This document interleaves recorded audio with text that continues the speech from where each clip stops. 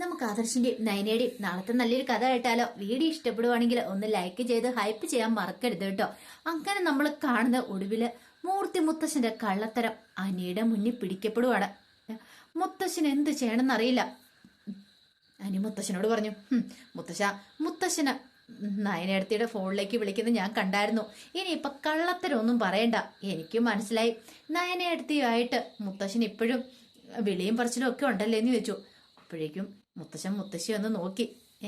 മുത്തശ്ശി ഒന്നും മിണ്ടാതിരിക്കുകയാണ്. ആ സമയത്ത് അനി പറഞ്ഞു, അതെ ഇനിയിപ്പം മുത്തശ്ശൻ എന്നോട് കള്ളത്തരം പറയാൻ നിൽക്കണ്ട. എനിക്ക് മനസ്സിലായി. കൃത്യസമയത്ത് തന്നെ നയനടുത്തി വിളിക്കുകയും ചെയ്തു. പിന്നെ പുറത്തിറങ്ങിയ ശേഷം നയനടുത്തി മുത്തശ്ശനെ തന്നെ വിളിച്ചെന്നുള്ള കാര്യം എനിക്ക് മനസ്സിലായി. എൻ്റെ അടുത്ത് എന്തിനാ മുത്തശ്ശൻ ഇനി ഇങ്ങനെ കള്ളത്തരം പറയണമെന്ന് ചോദിച്ചു. അപ്പോഴേക്കും മുത്തശ്ശൻ പറഞ്ഞു, നീ പറഞ്ഞ ശരിയായിട്ടുള്ള കാര്യ. ചില കാര്യങ്ങളൊക്കെ ഞാൻ മറച്ചു വെച്ചിട്ടുണ്ടായിരുന്നു. അത് കേട്ട് ഇനിയിപ്പം അനുഭവിച്ചു. എന്ത് കാര്യങ്ങള്? അതെ, ഇനി അത് തുറന്നു പറയാതിരുന്നിട്ട് കാര്യമില്ല. നിന്നോട് ഞാൻ പറയാം. പക്ഷെ ഒരു കാര്യമുണ്ട്, നീ ഇത് ആരോടും പറയല്ലെന്ന് പറഞ്ഞു. അത് കേട്ടപ്പം അനി പറഞ്ഞു, ഞാൻ ആരോടും പറയില്ല മുത്തശ്ശ, എന്നോട് പറഞ്ഞോളാൻ പറഞ്ഞു. മുത്തശ്ശൻ പറഞ്ഞു, ഞാനേ ആദർശിനെ ഇവിടുന്ന് ഇറക്കി വിട്ടില്ലേ, അത് ശരിക്കും പറഞ്ഞിട്ടുണ്ടെങ്കിൽ അത് ഞാൻ അവനെ മനഃപൂർവ്വം ഇറക്കി വിട്ടോന്നും അല്ല എന്ന് പറഞ്ഞു. അത് കേട്ട് കഴിഞ്ഞപ്പോഴത്തേനും അനി ചോദിച്ചു, പിന്നെയോ? എനിക്കറിയാം ഇതിന്റെ പിന്നില് നമ്മളെ തകർക്കാനായിട്ട് ഒരു ശത്രു ഉണ്ടെന്ന്. ആ ശത്രു ആരെന്ന് അവൻ കണ്ടുപിടിക്കുമെന്നറിയാം. അവൻ ഈ കുടുംബത്തിൽ നിന്നിട്ടുണ്ടെങ്കിൽ ഒരു പക്ഷേങ്കില് ആ ശത്രുവിനെ കണ്ടുപിടിക്കാനായിട്ട് ഇത്തിരി ബുദ്ധിമുട്ടായിരിക്കും. അതുകൊണ്ടാണ് അവനെ ഞാൻ പുറത്തേക്ക് വിട്ടത്. പക്ഷേങ്കില് അവൻ പുറത്തിറങ്ങിയിട്ടുണ്ട് എത്രയും പെട്ടെന്ന് ആ ശത്രുവിനെ എന്റെ മുന്നിൽ കൊണ്ടുവന്ന് എനിക്കറിയാം. എനിക്ക് അവനോട് ദേഷ്യമൊന്നും ഇല്ല. കാരണം അവനേക്കാളും മുമ്പ് പുറത്തു പോകേണ്ട പലരും ഉണ്ടായിരുന്നു ഇവിടെ. അബിയുടെ അമ്മയൊക്കെ. ഈ പറയുന്ന അബിയെ പോലും ഞാൻ പുറത്താക്കാതെ ആദർശിനെ പുറത്താക്കി കഴിഞ്ഞപ്പോൾ എല്ലാവർക്കും എന്നോട് ദേഷ്യമുണ്ടെന്ന് എനിക്കറിയാം. പക്ഷെ എനിക്ക് അവനോടൊരു ദേഷ്യമില്ല. ആദർശിനോട് അവൻ സത്യങ്ങളൊക്കെ കണ്ടുപിടിച്ച് എത്രയും പെട്ടെന്ന് ഈ വീട്ടിലേക്ക് തന്നെ തിരികെ വരും. അത് കേട്ടപ്പം അനുയോജിച്ചു, സത്യമാണോ മുത്തശ്ശ പറയണമെന്ന് ചോദിച്ചു. അതെ, ഇത് നയനമോളോട് ഞാൻ പറഞ്ഞിട്ടുണ്ടായിരുന്നു. കാരണം നയനമോള് ഗർഭിണിയായിട്ടിരിക്കുന്ന സമയല്ലേ, ആ മനസ്സിനെ വേദനിപ്പിച്ചുകൂടാ. നയനമോൾക്ക് കാര്യങ്ങളൊക്കെ അറിയാം. ആദർശിന് മാത്രം അറിയത്തില്ലാത്തോളെ. നമ്മളെ തകർക്കാനായിട്ട് ശ്രമിക്കുന്ന ആരാണെങ്കിലും അവരെ എത്രയും പെട്ടെന്ന് തന്നെ പുറത്തു കൊണ്ടുവരും ആദർശ. അതിനുശേഷം ആദർശിനെ നയനമോളെ ഞാൻ ഇങ്ങോട്ടേക്ക് കൂട്ടിക്കൊണ്ടുവരും. അതിനൊരു മാറ്റം ഉണ്ടാകത്തില്ലെന്ന് പറഞ്ഞു. അപ്പോഴേക്കും അനു പറഞ്ഞു, ഇപ്പോഴാ മുത്തശ്ശ എനിക്കൊരു സമാധാനം സന്തോഷമായെന്ന് പറഞ്ഞുകൊണ്ട് മുത്തശ്ശനെ കെട്ടിപ്പിടിച്ച് ഉമ്മ വെക്കുവാണ്. എന്നാലും എന്റെ മുത്തശ്ശി ഇത് കുറച്ച് അന്യായി പോയിട്ടോ. മുത്തശ്ശി പോലും ഒരു വാക്ക് പോലും പറഞ്ഞില്ലോ എന്ന് പറഞ്ഞു. അത് പിന്നെ നിന്റെ മുത്തശ്ശൻ എന്തേലും പറഞ്ഞു കഴിഞ്ഞിട്ടുണ്ടെങ്കിൽ പിന്നെ എനിക്ക് എതിർത്ത് പറയാൻ പറ്റുമോ? കൊള്ളാം, രണ്ടുപേരും നല്ല അഭിനേതാക്കളാ. എന്നിട്ടോ എന്റെ അച്ഛന്റെ അമ്മയുടെ എല്ലാവരുടെയും മുന്നിൽ നന്നായിട്ട് നിന്ന് അഭിനയിക്കുമായിരുന്നല്ലോ.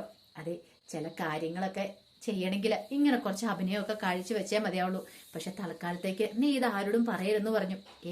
ഇല്ല, ഞാനിത് ആരോടും പറയില്ല. എനിക്ക് അല്ലെങ്കിലും നയനേടത്തിയുടെ ചില പ്രവൃത്തികളൊക്കെ കണ്ടെങ്കിൽ ചില സംശയങ്ങളൊക്കെ തോന്നിയിട്ടുണ്ടായിരുന്നു.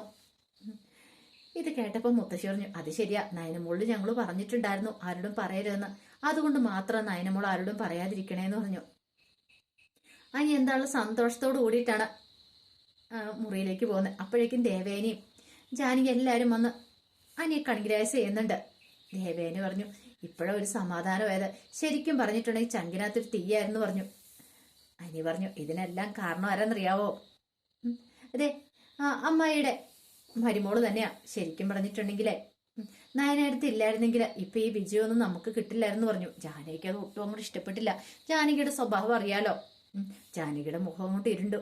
അപ്പോഴേക്കും ജയൻ പറഞ്ഞു, അതെ, എന്താണെങ്കിലും നീ കമ്പനിയുടെ MD ആയതിനു ശേഷമല്ലേ വിജയമൊക്കെ കൈവരിച്ചിരിക്കുന്നത്. അപ്പൊ ഇതിന്റെ ക്രെഡിറ്റ് നിനക്ക് തന്നെയാന്ന് പറഞ്ഞു.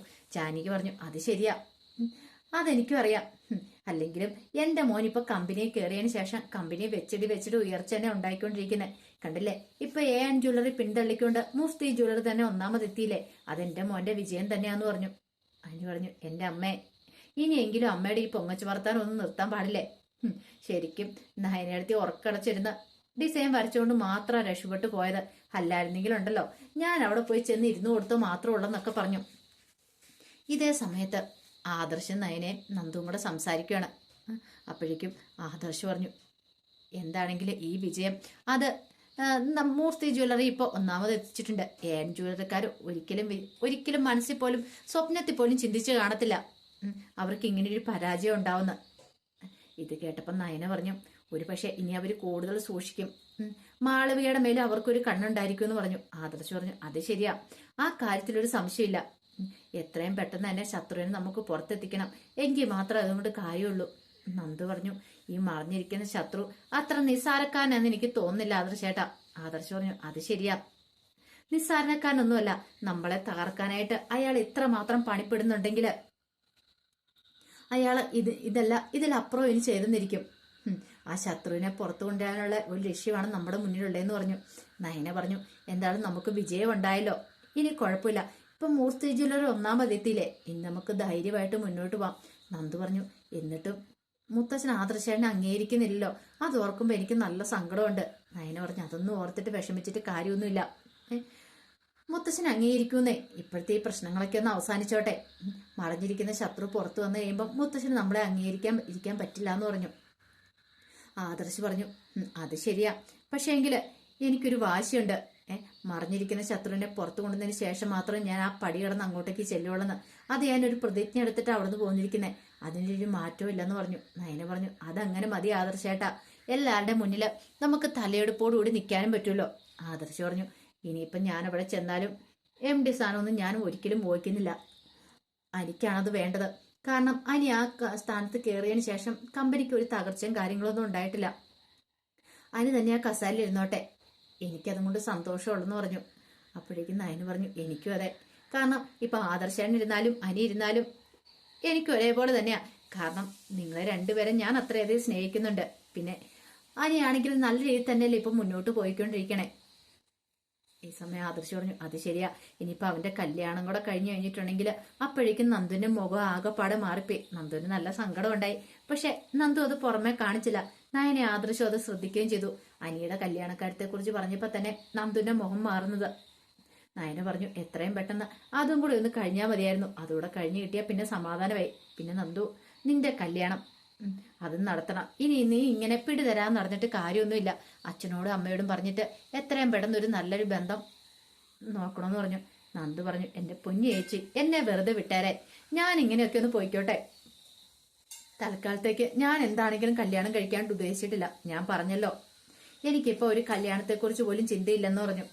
ആദർശ് പറഞ്ഞു അങ്ങനെയൊന്നും പറഞ്ഞിട്ട് കാര്യമില്ല, നിന്റെ കല്യാണം നടത്തണം, ഇതിങ്ങനെ മുന്നോട്ട് നീട്ടിക്കൊണ്ട് പോയിട്ടൊന്നും ഒരു കാര്യമില്ല എന്ന് പറഞ്ഞു. പക്ഷെ അതിനു മുമ്പ് ചില കാര്യങ്ങളൊക്കെ ചെയ്യേണ്ടതുണ്ടല്ലോ. ഇപ്പം പ്രധാനമായിട്ടും നടത്തേണ്ടത് ശത്രുവിനെ കണ്ടെത്തുകയാണ്. അതൊക്കെ കഴിഞ്ഞിട്ട് മതി, സാവകാശം മതി എന്നൊരു തീരുമാനം എടുത്തിട്ടുണ്ടായിരുന്നു. ഈ സമയത്ത് അബിക്കാണെങ്കിൽ വല്ലാത്തൊരു ടെൻഷനോട് കൂടിയിട്ട് അബി തന്റെ ക്യാബിനിലിരിക്കുമ്പോഴത്തേനുമാണ് നവ്യയുടെ വരവ്. നവ്യക്കാണ് അബിയുടെ മുഖം കണ്ടപ്പോൾ ചിരിയാ വന്നേ. ഇവന്റെ ഈ മുഖത്തെ സങ്കടം കാണാനായിട്ടൊക്കെയാ താൻ അവിടേക്ക് പോയത് പോലും. തന്റെ നയനെ അങ്ങനെ ജയിച്ചു, താൻ ഒത്തിരി ആഗ്രഹിച്ചിരുന്നൊരു കാര്യമാണ്. കൺകുളിർക്കി അത് കാണാനായിട്ട് പറ്റി. ആ സമയത്ത് അബി ഇങ്ങനെ മനസ്സിൽ ഓർക്കുക, എന്നാലും എവിടെയായിരിക്കും പാളിച്ച സംഭവിച്ചിട്ടുള്ള അറിയത്തില്ലല്ലോ. അങ്ങനെ നവ്യ വന്നു കഴിഞ്ഞപ്പത്തിന് അബി പറഞ്ഞു ശരിക്കും പറഞ്ഞാല് നമ്മുടെ കമ്പനിയില് ശത്രുക്കൾ ആരൊക്കെയോ കടന്നു ഓടിയിട്ടുണ്ടെന്ന് തോന്നേ. അപ്പോഴേക്കും നവ്യ ചോദിച്ചു ശത്രുക്കളോ? അതെ, ശത്രുക്കൾ ആരൊക്കെയോ കടന്നു ഓടിയിട്ടുണ്ടെന്ന് തോന്നേ, അല്ലെങ്കിൽ പിന്നെ ഇങ്ങനെയൊന്നും സംഭവിക്കില്ലല്ലോ. മാളവയ്ക്ക് നല്ല നല്ല ഡിസൈനും കാര്യങ്ങളൊക്കെ എത്തിച്ചു കൊടുത്തല്ലേ. പക്ഷെ മാളവയ്ക്കും പഠിച്ചുപോയി. ഇപ്പം അച്ഛൻ പറയുന്നത് ഇവിടെ ശത്രുക്കളുണ്ടെന്നാ പറയണേ നമ്മുടെ കമ്പനിയില്. അച്ഛനോ? ഏതച്ഛൻ?